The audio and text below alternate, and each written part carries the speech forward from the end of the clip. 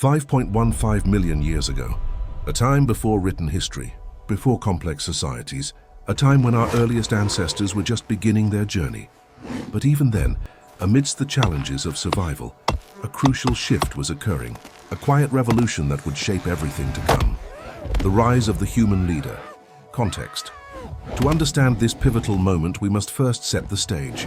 The Pliocene epoch, roughly 5.3 to 2.6 million years ago, was a period of significant environmental change. East Africa, the cradle of humanity, saw landscapes transform. Forests receded, giving way to vast savannas and open grasslands. Our ancestors, early hominids like Australopithecus anamensis and later Australopithecus afarensis, were adapting. They were bipedal, meaning they walked on two legs. This freed their hands for carrying food and tools. Their brains, while still relatively small compared to modern humans, were developing. Life was harsh. Resources could be scarce. Predators were a constant threat. Survival depended on cooperation. These early hominids lived in small groups, likely extended family units. They shared responsibilities, from foraging to protecting their young. Within these groups, there was an inherent need for organization, for decisions to be made, for someone to guide. But how did this guidance evolve into leadership as we understand it today? What happened? The concept of a designated leader wasn't a sudden invention. It was an emergent property of group dynamics. Imagine a scenario. A foraging group encounters a new, abundant food source, but accessing it requires a risk. Perhaps it's in an open area, exposed to predators, or it requires a novel approach, like breaking open tough shells. In such moments, certain individuals would naturally come to the forefront, not through declared authority, but through demonstrated capability. Perhaps one individual consistently showed better judgment in assessing risks. Another might have been exceptionally skilled at problem solving. Like figuring out how to use a specific stone to crack open a nut, these individuals, through their actions, earned a form of trust and deference from their group members. This wasn't about physical dominance alone, though strength certainly played a role in protecting the group. It was about perceived competence, about the ability to make decisions that benefited everyone. Over generations, this pattern solidified. Individuals who consistently made good choices for the group, who could organize collective efforts, or who had superior knowledge of their environment, became central figures. They might lead hunting parties, guide migrations to new territories, or mediate disputes. This wasn't a formal election process.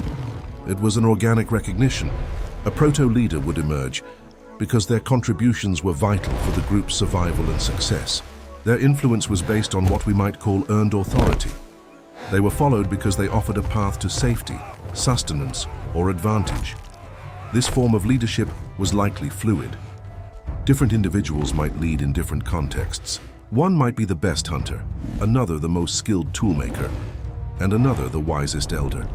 But the underlying principle was the same. Someone took charge and the group benefited. Why it matters.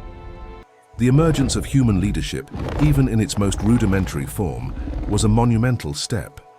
It laid the foundation for every complex society that would ever exist. Without organized leadership, our ancestors would have struggled to overcome the myriad challenges of their world. Leadership enabled better decision-making for the entire group. Instead of every individual making independent, potentially conflicting choices, a recognized leader could unify efforts. This was crucial for tasks requiring coordination, like hunting large game or defending against predators. It also facilitated the transmission of knowledge. A skilled leader could teach younger group members how to find food, identify dangerous plants, or craft effective tools. This cultural transmission was vital for cumulative learning and technological progress. Furthermore, leadership fostered group cohesion. It provided a central point of reference, reducing internal conflict and strengthening the bonds between individuals. A unified group was a stronger group, better equipped to survive and thrive. This early leadership wasn't about power for its own sake. It was fundamentally about service to the group. The most successful leaders were those who effectively contributed to the well-being of all. This ancient pattern continues to resonate in effective leadership today. Conclusion: 5.15 million years ago. A seemingly arbitrary date, yet it represents a profound turning point. the subtle, gradual development of leadership capabilities within our early hominid ancestors. From these humble beginnings, the seeds of governance, organization, and societal structure were sown. Every president, every prime minister, every chief executive officer, every team captain, their roles can trace their lineage back to those early individuals who, through skill and judgment, guided their small bands of hominids through a dangerous world. The rise of the human leader wasn't a single event. It was an evolutionary imperative, a testament to our innate drive to organize, cooperate, and strive for a better future. A legacy that continues to define us,